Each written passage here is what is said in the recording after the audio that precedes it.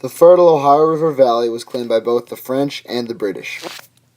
This erupted into war between both powers. The French built Fort Duquesne west of the Appalachian Trail, along with many other forts to discourage British settlements west of the Appalachians. The French used these forts to take over the fur trade. Also, the Native Americans tried to play British and French against each other. George Washington built Fort Necessity and attacked the French troops. Also, William Pitt allowed British officers to impress the colonists into the army. The British were behind in the war, but eventually won it, and in order to pay for their debt, they began to tax the colonies. The Native Americans hoped they could weaken the British and lure the French back to the region. This failed because without a British supplier, they ran low on gunpowder.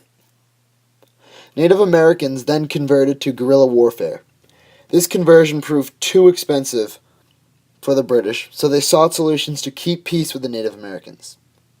The Proclamation of 1763 ordered colonial settlers to remain east of the Appalachians. This angered the colonists because they fought for that land, and the colonists continued to fight for that land despite the Proclamation of 1763. Prime Minister George Grenville proposed the idea of the Grenville Acts to raise money. The Grenville Acts included the Stamp and the Sugar Acts. The Stamp Act required colonists to pay a tax on almost all printed materials, whereas the Sugar Act actually lowered the duty on foreign molasses. However, it assigned customs officers and created courts to collect the duties and to prosecute. Around this time, the Quartering Act was also passed. These acts were significant because, for the first time, Parliament imposed taxes on the colonies. The colonists protested because they believed it threatened their prosperity and liberty. The Sons and Daughters of Liberty were people who opposed the British by means of boycotts and riots. They showed extreme anger towards tax collectors and loyalists. The Daughters of Liberty kept the boycotts alive by means of spinning clothes and finding alternatives for tea. Their violent reactions against the Stamp Act, which was repealed, would allow Parliament to provide military protection. As well as military protection, Parliament passed the Townshend Acts. The Townshend Acts added an indirect tax on materials such as metal, paper, lead, etc. In response to the Townshend Act, the colonists revived protests, boycotts, and street violence. The British seized John Hancock's ship, which would lead to the colonists' anger. To protect themselves, the British sent 4,000 troops to Boston. In March of 1770, a group of colonists hurled snowballs and rocks at the British soldiers. The nervous soldiers fired, killing 5 colonists. These attacks were called the Boston Massacre. Samuel Adams later organized a network of local committees of correspondence throughout Massachusetts. The British eventually pulled troops out of Boston. Despite the pulling of soldiers out of Boston, Parliament continued to tax the colonists. However, colonists continued to boycott British tea and to drink smuggled Dutch tea. With the continuation of Parliament's taxes upon the colonists decided to act. On December 16, 1773, Boston patriots dressed as Indians and boarded 3 British ships laden with tea and dumped the tea into the harbor. These actions outraged the Crown and Parliament. They closed the port until the colonists paid for the destroyed tea. Also, they increased the power of the governor. All of this chaos escalated to the point where the British soldiers could commit crimes and be tried in Britain. The horrified colonists called these new acts the Coercive Acts, otherwise known as the Intolerable Acts. As I stated before, the Intolerable Acts allowed British soldiers to commit crimes in the colonies but be tried in Britain. They were passed in 1774 to control the colonies. The colonists reacted with violence, as usual, armed with clubs and guns.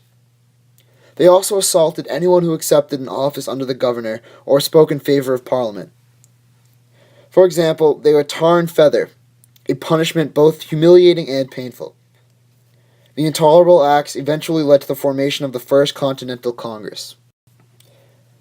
The First Continental Congress was a group of delegates from 12 of the 13 colonies, all of the colonies except for Georgia, that went to Philadelphia to discuss how to repeal the Coercive Acts. To pressure Parliament to withdraw the coercive acts, the delegates announced a boycott of all British imported goods. In defiance of the ban on town meetings, delegates of Suffolk County, Massachusetts, met at homes in Dedham and Milton to plan resistance against the coercive acts.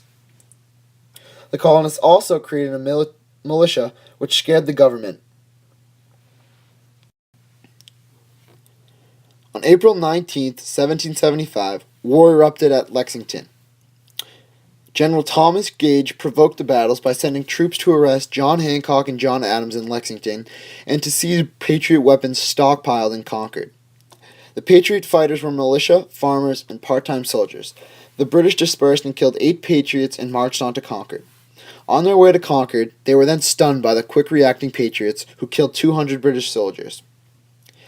After this, the Patriots began to confine British troops in cities while Loyalists fled to Boston. The Second Continental Congress was then formed. It represented all of the 13 colonies and met in Philadelphia in 1775.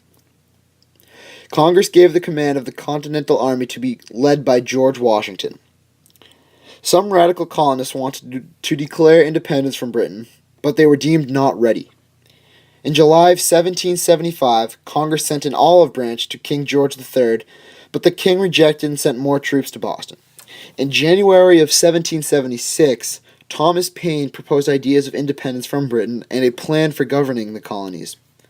By the spring of 1776, Paine's ideas built momentum for American independence.